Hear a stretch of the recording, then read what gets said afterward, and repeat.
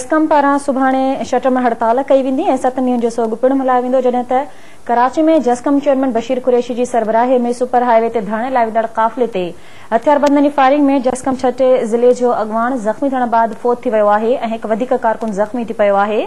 बशीर कुरैशी जी guys जी firing में हमलो कंदड़ हिकु हथियारबंद मारिजी वियो आहे ऐं हिकु ज़ख़्मी थी पियो आहे। कुझु ॾींहं अॻु कराची में हथियारबंदनि जी फायरिंग में जेस्कम कारकुन ज़ुल्फ़कार मल्लाह जे मारिजी वञण वारे वाक़िए में मुलविस जवाबदारनि जी गिरफ़्तारीअ लाइ बशीर कुरैशी जी सरबराही में जेस्कम जो काफ़िलो सुपर हाईवे ते धरणो हणण लाइ सफुरा चौक वटि पहुतो त ॿिनि मोटरसाइकिलुनि ते सवार 4 हथियारबंदनि काफ़िले ते फायरिंग करे ॾिनी।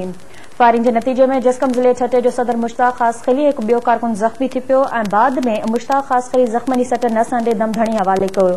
हथियारबंदनि जी फायरिंग दौरान जेस्कम चेयरमैन बशीर कुरैशी जे मुहाफ़िज़नि जवाबी फायरिंग कई, जंहिं जे नतीजे में हमलो कंदड़नि मां हिकु हथियारबंद मारिजी वियो ऐं हिकु ज़ख़्मी थी पियो।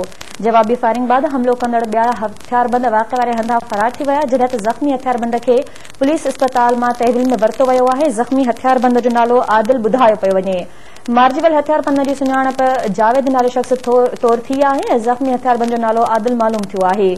टीपीओ आरिफ महर जो चवणु आहे त ज़ख़्मी थियल हथियारबंद आदिल ॿुधायो आहे त मारिजी वियल ॿई हथियारबंदनि जो नालो जावेद आहे ऐं उहे ॿई कराची जा रहवासी आहिनि।